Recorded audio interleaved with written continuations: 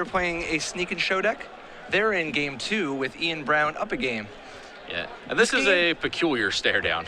Well, it's not the most stare-downy of us stare-downs, seeing as Jace the Mind Sculptor currently has 13 loyalty. Oh, nice. Okay. Things are coming to a head rather rapidly. All right, fine. This has been a peculiar stare down. Well, we can only assume. Yeah, the old Jace versus Jace that never happened back in the days when Jace was played in Standard. The new Jace versus Jace. Yeah.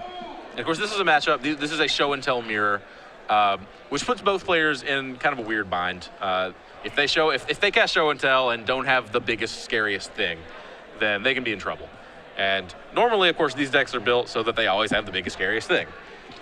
But Brad Rutherford in particular can show and tell an Emrakul into play and be way outclassed. Now, keep in mind, this Jace Ultimate is not as lethal as it would be in some formats, just because even if Rutherford successfully exiles Ian's deck, it is possible that he just keeps going, that he can still win, if he still has an Emrakul. But he does not. Oh, okay, picks it up. And that is going to tie up the match, it looks like. So. Yeah, we're going to go to game 3. Let's take a look. What kind of sideboard options does Ian Brown have against Sneak and Show? So Ian Brown has a lot of one-ups, because he is a Cunning Wish deck. So 4 Cunning Wishes in the main to go and fetch a Snap, a Pact of Negation, a Mindbreak Trap, an Intuition, a Wipe Away, a Release the Ants, that would presumably be the win condition, a Quicken, a Slaughter Pact, a Ravenous Trap. And then backing that up, he has 2 Defense Grids and 4 Leyline of Sanctity. So I don't think Leyline of Sanctity does anything in this matchup. No, definitely not enough. Defense Grid, I can get behind that. Would have protected him that game from Jace's Ultimate, but... Not is that the a problem? thing? Oh yeah, but I wouldn't recommend it. Sure. The problem is that they still have a Jace, so you're not really actually coming back. Fair it's enough. Gonna take a while. All right. So, but if you have Jaces too, so you can shuffle away those ley lines. I'm not sold. All right. So yeah, defense grid. I could see arguments either way for that. Brad, of course, does have Force of Wills and Spell Pierces, although he can just fight over the defense grids with those. Oh, yeah. That's the whole purpose of defense grid is right. you need the defense grid against the Force of Will decks because you're not going to drop it until a spot where it's actually going to be gold for you. And it doesn't mess up very many of his own cards. He just has 4 Force of Wills, whereas Rutherford could potentially have, like, for instance, he has Spell Pierce. Mm-hmm. Yeah, well... One thing that does do that kind of messes with Ian's game plan is it does turn off his end step Cunning Wishes. So I can imagine a lot of situations where Ian Brown would want to pass with mana up to cast Cunning Wish and just kind of see what happens there. Now, having Pact of Negation, Mindbreak Trap, and Quicken all in the sideboard, I think he's going to want to keep either Mindbreak Trap or Pact of Negation in the sideboard, but it is possible that he boards some kind of a counter magic in just to have a little bit more juice. Yeah, that's fair. Although he doesn't have a lot of dead cards either. Yeah, not going to see a whole lot over there. On the other side, though, Rutherford has 2 Swan Song, 2 Blood Moon, an Echoing Truth, a Jace the Mind Sculptor, a Pie the Needle, 2 Grafdigger's Cages, 2 Beside You Who Shelters All, 3 Pyroclasms, and a Through the Breach. Not going to see too much transition here. There is a little bit of, for instance, obviously Swan Song is a totally reasonable, fast piece of interaction. Beyond that, though, not a ton, right? I mean, I would be inclined to bring in the extra Jace. I always bring in the extra Jace, though. Sure. The only reason I don't bring in the extra Jace is if I had it in the main deck. Yeah, that's fair, which you probably would. No, see, I don't know. Paris, I played a Tezzeret deck with 4 Tezzeret in the main, 3 Jace in the main, and 1 Jace in the sideboard to board in against people that Jace is good against. Fair enough. We call those decks. Although, to be fair, that was a format where you could not pitch Jace to Force of Will. No, yeah, you didn't really have Force Will, but it was, there was enough fast aggression that you actually, sure. Besides, had to win a prop bet against Rietzel. He thought there was no way I wouldn't play 4 Force Wills or 4 Jaces in the main deck. You showed him. All right, Brad, playing out an island. Both players are going to just be developing their mana bases, but both players capable of exploding at any moment. Mm-hmm. Yeah, these decks have a lot of deck manipulation. 4 Brainstorm, 4 Ponder, 4 Preordain from Ian Brown, and 4 Brainstorm, 4 Ponder. And that's to say nothing about Pro. Intuition and Cunning Wish and Personal Tutor. And Jace. Yeah, I mean, that's all kinds of business. Yep. Actual just mono business. Business to find your business. Mono business mid-range. Is that the That's the clinical term. Okay. I'll keep that in mind. I'll let our guys know when they enter these decks into the top 8. Here we see another brainstorm. Ian trying to sculpt the perfect hand to force through his combo. Yeah, and as we mentioned, show and tell really unreliable here. Whoever, I am not even sure that either player would leave it in this situation. Well, yeah, I mean, Brown does have access to Dream Halls, so he Right. doesn't need the show and tell, but he'll probably keep at least one just because of the option to go find it in certain circumstances. Yeah, well, Ian can win the turn that he casts show and tell. Right. Whereas Brad generally needs to wait a turn unless he's show and tells in sneak attack. For the sick, yeah, it's like a lotus petal. Yeah, well, it happens every now and then. It's like an Absolutely. illusionary mask too. It's like, do you want to counter this? No, kill you. Absolutely. So that's a weird line that can happen. But generally Ian, if he is casting show and tell, he is going to put in something that kills you. The tough thing about Ian's show and tells, though, if Rutherford drops a Grizzlebrand, he could actually potentially just draw cards until he finds Force of Will. Right, and that's the risk that Ian is taking there. Brad is representing, I can put in Grizzlebrand and draw 14. Whereas Ian is representing, I can put in a bigger, scarier threat than you. Absolutely. So, Ian pondering, continuing to look for more library manipulation, a little bit of counter magic, but mostly just trying to set up Dream Halls and something unbeatable. Yeah, so the kind of way that Ian is actually going to finish a game here. He is going to put Omniscience into play either through Show and Tell or Dream Halls, and then Cunning Wish for Release the Ants and cast it over and over. Well, having said that, I skipped a step. He is going to use Omniscience to cast Enter the Infinite, and then draw his deck and put an Emrakul back on top, so that the top part of his deck has a convert mana cost of 15. Yeah, or Enter the Infinite or whatever he wants at that point. Sure, yeah. And then he is going to do the Release the Ants over and over and over. Yeah, we saw Ian playing earlier, and he definitely has gone off enough times that it was like watching a Russian ballet. He just all the motions were so graceful, everything timed perfect. This is not Ian's first time releasing the Ants. No? All right. It was not John Torres' first time oops all spelling either. This has been a tournament full of experienced combo players.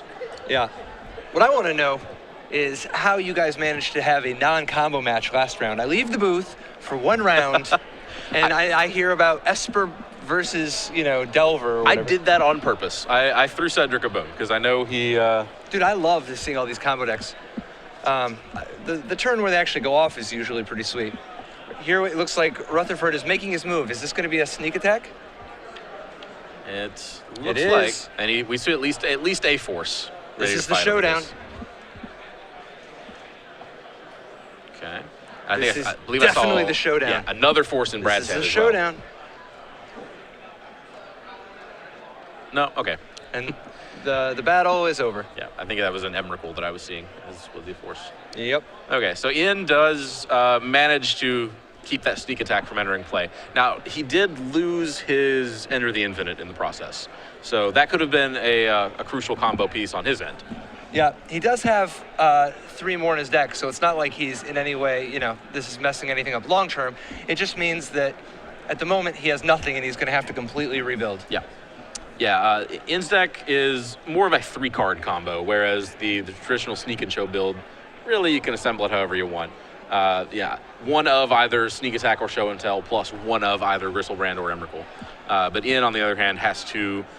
he does have multiple ways to get the Omniscience into play, but he has to find Omniscience, and then he has to find Enter the Infinite. Yeah, so I mean, he can just Dream Halls and then Enter the Infinite. Oh, sure. Okay. But if he doesn't have an actual Enter the Infinite, he has to chain a lot of other things together, Mm-hmm. And as you said, he just pitched his the one copy of Enter the Infinite he had. And Enter the Infinite, the one piece of the puzzle that does not have a redundant version somewhere. Yeah, absolutely. I mean, you can go without it. I guess you have the one Emrakul. You can go without it, but it's not the same combo. No. It's not the same sort of thing. You don't get to do all of the things. And we see a Jace in Brad's hand, so... That's an excellent card in this, like here we're at a spot where both players have depleted each other's resources. A Jace could be game over if unmolested for a couple of turns. Yeah, like once the dust is settled, we've had the first shootout of Force of Wills. Being able to face your opponent and turn. you can keep. Can you? That could be dangerous. You just say it, and then they crack their fetch land. Oh, sure. That's how it works. You Okay. look at their card, you can't tank. You look at their card, and you snap, say keep, and then they shuffle. Okay. Have you ever been called when you did that? It's impossible. I've only played Magic against human beings in spots like this, and Okay. human beings are not capable of calling there. It's impossible. No? No human being could possibly call you there. They will always fetch. Your only possibility is that, like, for instance, if they're like 6 years old, Yeah. they might not know to crack their fetch land. Okay. Nobody All ever right. doesn't crack the fetch land. Fair enough. All right. We can't see Ian Brown right now, but I got a good look at him earlier. I believe he is older than 6. A And now he's grown man, cracking Ian the Brown. fetch land. All right. This is what happens. This is Nice. cause and effect. I am learning things. You wouldn't just take one peek, you know, like we're You settling. take a look and you say you can keep it. No. But on the other side, you're settling in for a long game. You're going to get fate sealed more turns than just this one. So let them see what they do. You know, like, oh, you're going to let me keep that one? Take a peek. Is Well, I it- obviously always do. and if it's a land, you're like, okay, he's not messing around. No, I obviously always call the first time. Okay. I'm just saying when you do it the other way. I got you. All right. Okay. No, you got to sell it. Nobody's ever let me keep and been confident. Sure. That's fair. A little too confident, you know. All right. You got to be on the next level, right? Yeah, definitely. Chase taking another look. Can you keep that one? He has no less fetches likely. left, so Less likely. yeah, can't run that trick again. But he's thinking about it. Yeah, because the thing is, he can theoretically just deny the other cards, you know? He's Yeah. doing the math of how many cards will I have to deny if I let you keep this. And the appeal there, actually, for Ian is that he has an Emrakul in his hand. For Brad.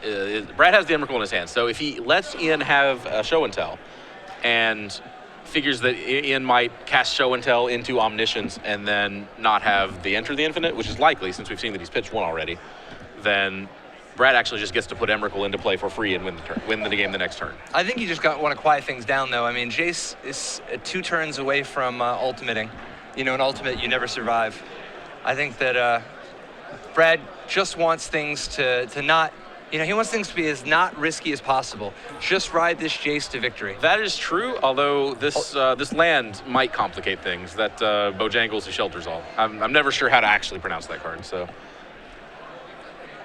Yeah, that means that no matter what Brad has to sit behind, he can't actually stop a show and tell from resolving.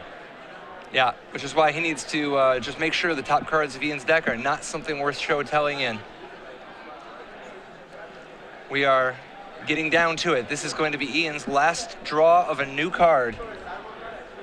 And okay, and he is going to take a peek at a card that Brad did not see.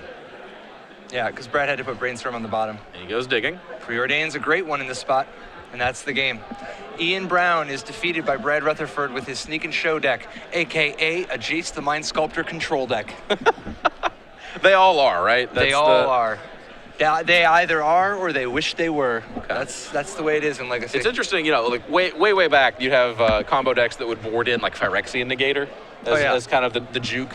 And in modern Legacy, the kind of like sideways threat that you blindside them with is a 4-mana planeswalker that draws cards. Yeah, well, I mean, he does a little bit more than just draw cards, too. I mean, Jace the Mind Sculptor is the ultimate card against anybody doing anything remotely fair that also happens to be absolutely incredible against anybody doing anything unfair. Sure. Jace the Mind